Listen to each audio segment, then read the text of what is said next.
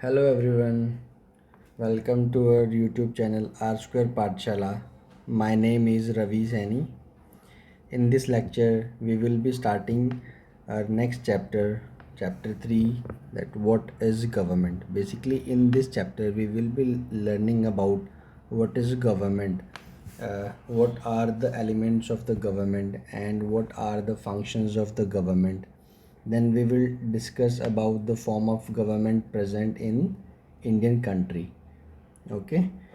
So before this today's lecture, we had completed first and second chapter in the first two lectures. You can go in the playlist of the sixth class social and political life one, and you can watch the first and second lecture before seeing this video, or you can watch those two videos just after this lecture. So let us just read this statement written over here. So government sought to protect the rights of unorganized worker. Here not the word government, sought to protect rights of unorganized workers. Then detailed plan to tackle floods soon, says government. Then government fixes prices of onions, says no shortage in market. And Supreme Court can have 5 more judges. Government for revamping coal and power sector. Over 15,000 villages declared scarcity hit by government. Basically, these are the newspaper cuttings. These are just collected to highlight the role of the government in our life, or role of the government in administration of the country. Okay, so every country in this world needs a government. Why they needs a government? To make a decision and to get things done, or to implement the decision taken by the government. Basically, government makes a decision and implements those decisions. So these can be decision about what or where to build roads or schools, or how to reduce the price of onions when they get too expensive, or ways to increase the supply of electricity. Basically, in a day-to-day life, you might have seen the prices of onion goes up because of the scarcity of the prices, scarcity of the onions in the market. So due to more demand and less supply, the prices of the onion uh, becomes high. So government intervene and try to reduce the prices of the government also decides where to make a road. You must have seen the construction work of road under progress somewhere. So these are decisions which government take and implement those decisions. The government, basically we are studying the functions of the government also takes action on many social issues, for example, government implements several programs to help the poor, or to alleviate the poverty, or to bring the people out of poverty, for the empowerment of the poor. Or government runs many programs for women and children. So all those social programs are being run by government. So basically here what we can say, government runs social program for empowerment of poor. So it also does things uh, uh, such as running postal and railway services. Railway is being run by government, postal services are being provided by government. Similarly, you must have seen public transportation in the states. So those public transportation are also run by state. Basically they provide services to the people so that people can move freely from freely and easily from one place to another. So all these functions are performed by government. Government, uh, I'll just give you one more example. Government also provides government schools for providing education to poor people. Okay, so government also has the job of protecting the boundaries of the country and maintaining peaceful relation with other countries. So India is a country. The government of India has to protect the boundaries of the country. For example, on one side, on the western side of our country, we have Pakistan, which is our enemy, and on the eastern side or the northeast side, we have China, which is also our enemy.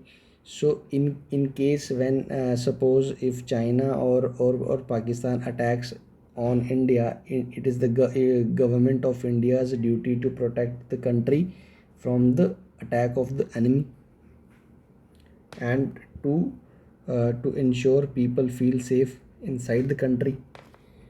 Okay, so also responsible for ensuring that all its citizens have enough to eat and have good health facilities. It is the duty of the government to ensure no one sleeps hungry, or citizens must have enough to eat, and they are able to maintain good health. Government has to provide good health facilities. So when there are natural disasters like tsunami or earthquake, it is the government that mainly organize aid and assistance for the affected people. You must have seen national disaster response for in case of natural disaster. So NDRF, National Disaster Response Force, perform the rescue and assistance functions after disaster. So that NDRF is also a part of government. So if suppose if there is a dispute or if someone has committed a crime, the person, you will find people in court are also a part of government.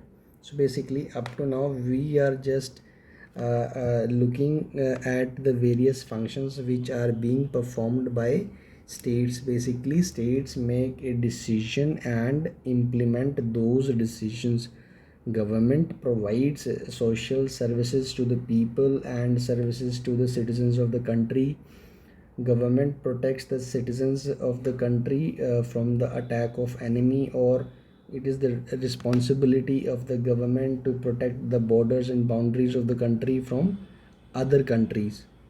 Okay, so these are the functions of the government. uh, Apart from these,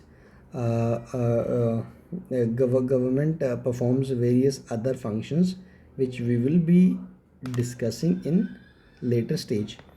So now government has to perform a lot of tasks, or government has to make take decisions and then implement most of the task. Then how government manage to do all these things, and why it is necessary for them to do so. Basically why government does so many tasks and why it is necessary for them to do so. So when human beings live and work together, there needs to be some amount of organization so that decisions can be made. Some rules have to be made that apply to everyone. For example, there is a need to control resources and protect the territory of a country so people can feel secure. So government do this on behalf of their people by exercising leadership taking decisions and implementing these among all the people living in their territory. Basically, why government has to make the decisions and perform various functions, because when human beings live and work together, there is a tendency of human nature, man try to perform the function, or man makes their own rules. So in case of conflict between two persons, whose rule will govern? So to these types of dispute may occur. So in order to reduce these situations, there has to be, there was a need felt that there has to be some organization, so that decisions can be made and rules can be made which can be followed by everyone. For example, if there is a need to control resources and protect the territory of a country, and so people can secure. So if there is a need that resources has to be controlled and people territory has to be protected, then government perform this function on behalf of people by exercising leadership, taking decisions and implementing those decisions for the people of the territory. Okay.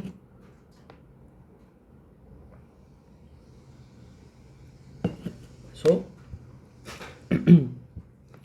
then level of government.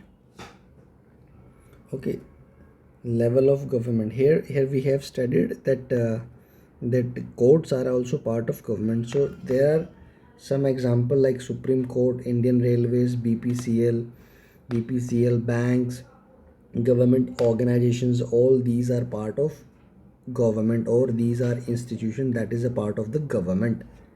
Okay. So levels of government, basically we have three levels. One is national level, then we have state level, and then we have local level. So we have governments at three level, which is national level and state level and then local level. So government is responsible for so many different things. So it is impossible to manage all these things by the government, single government. So government in order to meet the expectations of the people and perform the different functions, government works at different level. And what are those level? One is national level, then state level, then local level. Okay. So the government works at different levels, as we have seen: national, state and local. Local at the level of state, and at the national level. So local level means government of the villages, government of the towns or locality. State level means which covers the entire state. So this is a country. These are so many states like Tamil Nadu, Kerala, Karnataka, Andhra, Maharashtra, Madhya Pradesh, Rajasthan, Haryana, Uttar Pradesh, Punjab, Himachal, Uttarakhand. These are states.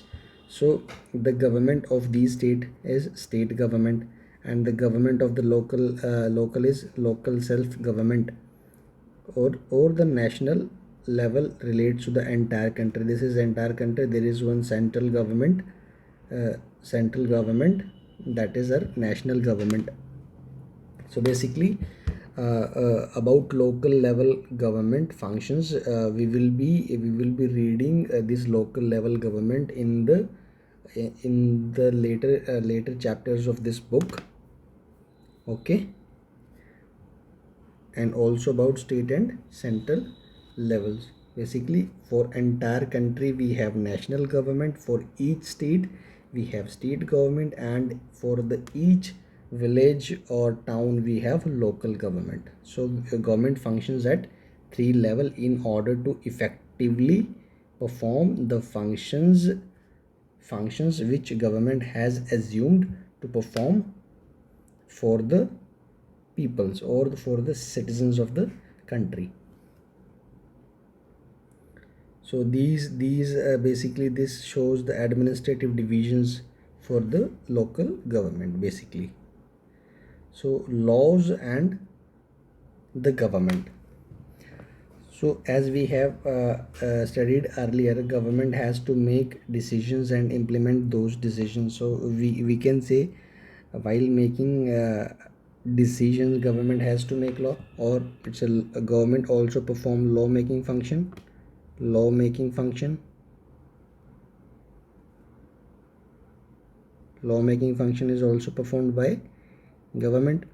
So government makes a law, and everyone who is living in the country has to follow these laws. Okay, government makes a law for the people, and people's living in the country has to follow the law. And and if anyone who is not following the law, government can punish those persons for the violation of the law made by government. So government makes a law, everyone has to follow the law. If anyone violates that law, government has power to punish the violator. Power to punish. So basically, government makes the law, and everyone who lives in the country has to follow these laws. Government also has power to make decisions. Similarly, it has power to enforce its decision through power to punish. So this power of punish is basically power to enforce its decisions. For example, uh, all person driving a motor vehicle, it is a law that all person driving a motor vehicle must have a license. If any person caught driving a vehicle without a license can either be jailed or fined a large sum of money. So without these laws, the government's power to make decision is not of much use. So basically, government makes the decision to make the law. If if if there is no law, then government's power to make decision is of no use. Okay. So in addition to any action that government can take, there are also steps that people can take if they feel that particular law is not being followed. If a person feels, for example, that they were not hired for a job because of their religion or caste, he or she may approach the court and claim that the law is not being followed. So accordingly, court can give orders without what should be done. For example, in our constitution, uh, uh, everyone has citizen of the country have opportunity, and government cannot discriminate the person in terms of religion, race, sex, place of birth for government jobs or for admission to educational institutions.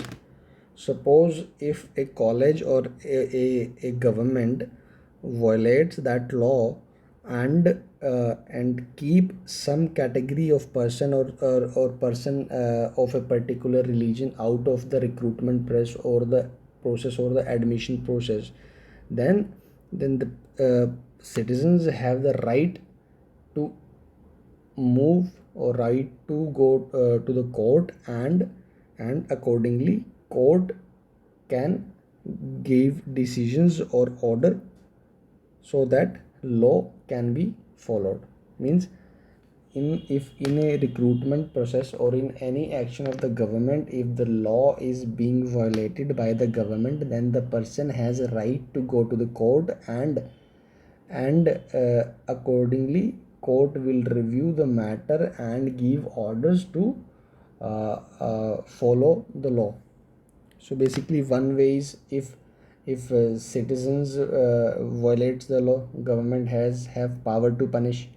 Second, if government itself or some element of the government or some institution of the government violates the law, then person has the power or person has the right to go to the court and appeal to the court. Accordingly, court will hear and decide on the matter.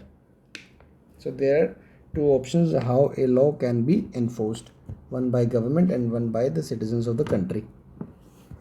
Then types of the government. Basically, we have basically two types of government. One is democracy and other is monarchy. So one is democracy and other is monarchy.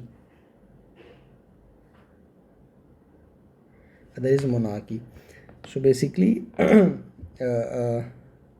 which type of government is there in a particular country. So we first see what is the system of the government.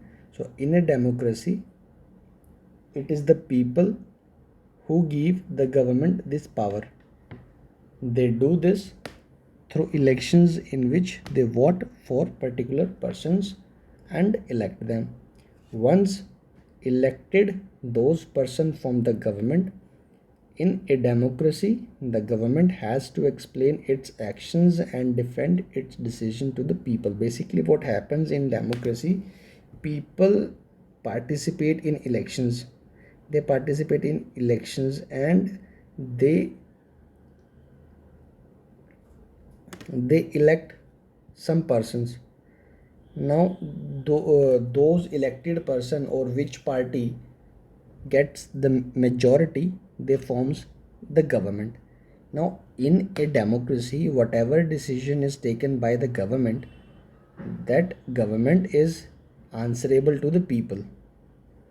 Government is answerable to the people or to the representatives of the people. So government has to explain its actions and defend its decision to people. But on the other hand, in monarchy, the monarch, which is a king or queen, has the power to make decisions and run the government. There is no as such election system. The monarchy is hereditary generally. So run the government and the monarch. So monarchy is hereditary only. So monarch may have a small group of people to discuss matter with, but final decision making power remains with the monarch. So in a democracy, as we have seen, government has to explain its actions and defend its decisions to the people. But in case of monarchy, kings and queens do not have to explain their actions or defend the decision they take. So basically, they are like autocrats.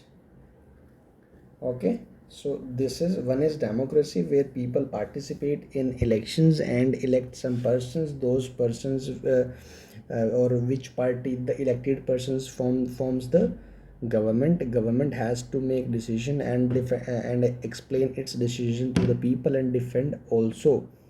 In case of monarchy, the power to make decision is lying with the king or queen, and king and queen runs the government. They may have a small group of people to discuss the matter, but the final decision is lying with the king or queen only. As we have seen in case of democracy, they have to explain, government has to explain its decision to the people and defend its decision. But in case of monarchy, king or queen do not have to explain their actions or defend their actions. They are free to take any decisions. Then democratic government. Let us now briefly discuss about India.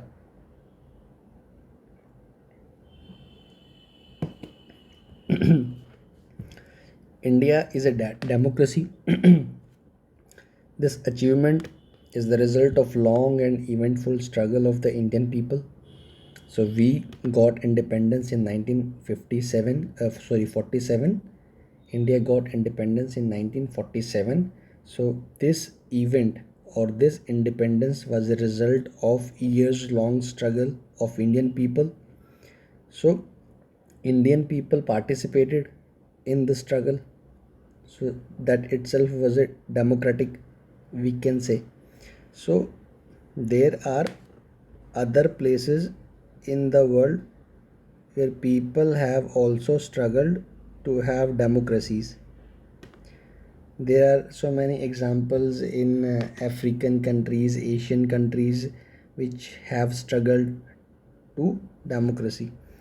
So you know that the main feature of a democracy is that people have the power to elect their leaders. As we have seen earlier, in democracy people participate in elections and elects some persons.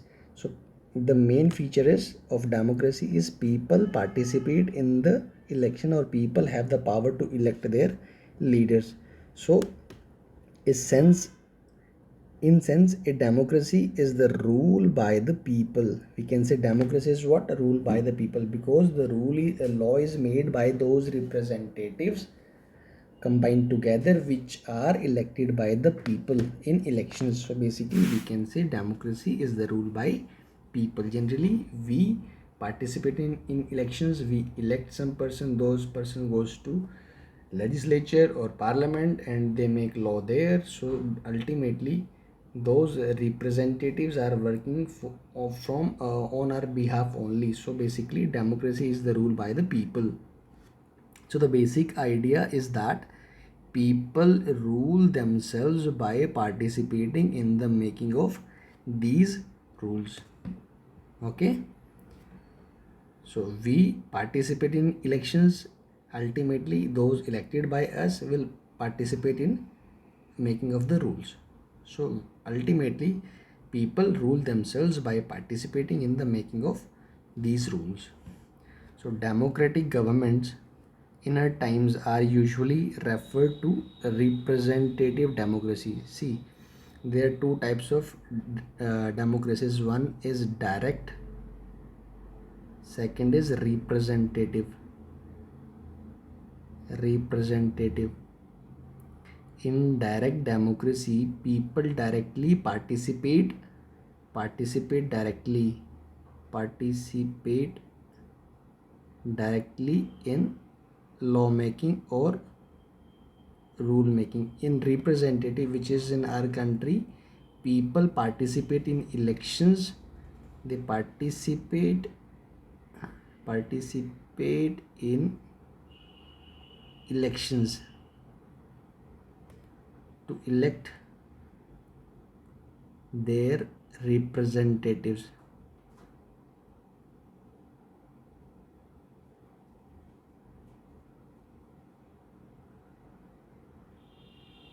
And those representatives make rule on their behalf.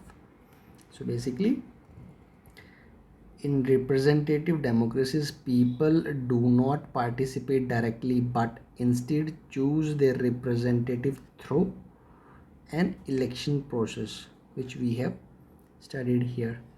These representatives meet and make decision for the entire population. So these days a government cannot call itself democratic unless it allows what is known as universal adult franchise. This means that all adults in the country are allowed to vote. What is universal adult franchise? That means all the adults of the country are eligible to vote in the election. That is adult universal adult franchise. If this is not available, we cannot say a country is democracy. So basically in democracy every adult has to participate in the election process, but this situation was not there earlier.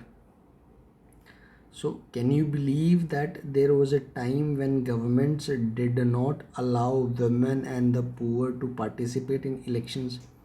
In the earliest forms, governments allowed only men who owned property and were educated to vote.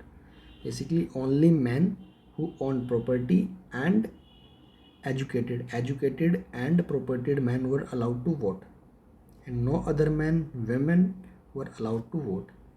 So this meant that women, the poor and the property less and the uneducated were not allowed to vote. So can we say this as democratic country? No, because these may also be adult, but they are not allowed to vote because they are not property class, they are not educated, they are women. Just because of this they were not allowed to vote. So we cannot say such type of countries are democratic countries. So this was the system prevalent in earliest form of the government. So the country was governed by the rules and the regulation that these few men made. So in India before independence, only a small minority was allowed to vote, and they therefore came together to determine the fate of the majority. Why minority was allowed in 1920s? Only 10% of the population was allowed to vote. This was minority. These were making rule for the 90% of the population. That is why it is said that small minority was allowed to vote, and they therefore came together to determine the fate of the majority. This 90% voted, and they decide the future of or fate of 90% of the population. So several people, including Gandhiji, were shocked at the unfairness of this practice and demanded that all adults have the right to vote. This is known as universal adult franchise. So our freedom fighters, they were shocked at the unfairness of this practice. So they demanded for right to vote for all the adults. That means universal adult franchisee. So writing in the journal Young India in 1931, Gandhiji said, I cannot possibly bear the idea that a man has who has got wealth should have the vote, but that a man who has got character but no wealth or literacy should have no vote, or that a man who works honestly by the sweat of his brow day in and day out should not have the vote for the crime of being a poor man. These are the lines of Gandhiji. Okay, so let us quickly read about how or when women of the world got the voting rights.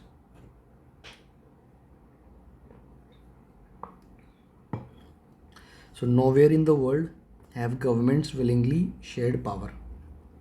It was the common practice throughout the world that women were not allowed to vote in the elections or not participate in the government.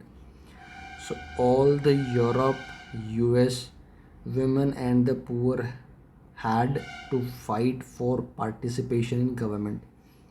But not in case of India. In case of India, when the India was born, we adopted universal adult franchisee from the day when India born. Okay, not like Western countries, Europe or Eurasia, where women and the poor had to fight for the participation of the government in the government, or they had to fight for the right to vote. So women's struggle to vote got strengthened during the First World War. What happens in the this movement called the women's suffrage movement, as the term suffrage usually means right to vote. Suffrage movement, women's suffrage, women's right to vote. So what happens is during the war, many men were away fighting, and because of this, women were called upon to do work that was earlier considered man's work. So many women began organizing and managing different kinds of work. When people saw this, they began to wonder why they had created so many unfair stereotypes about women and what they were capable of doing. So women began to be seen as being equally capable of making decisions. The suffragettes demanded the right to vote for all women, and to get their demands heard, they chained themselves to the railing in public places. Many were imprisoned and went on hunger strikes. They had to be fed by force. American women got the right to vote in 1920, while the women in UK got to vote on the same terms as men some years later in 1928. So much after man got right to vote. So this is the situation of India and the Western world in terms of women's right to vote. So this was all in this chapter. I hope you get idea about what is government, why government performs so many functions, and what are the different types of functions performed by a government, and what are the levels of the government: national, state, local. Then we have seen the laws and the government has the power to make law, and power to enforce those laws, and power to punish those who do not obey the law. Similarly, a person can also go to court in case a law is being violated by some government institutions or any other person for the enforcement of the law. So I hope this chapter is clear to you. Please try to answer the questions given at the end of this chapter to build your understanding on the chapter, on the topic government. So in the next video we will be starting our chapter 4, that is key elements of a democratic government. If you have any question, please do comment or post me in the comment section. I'll try to revert as soon as possible. Thank you very much. See you in the next video.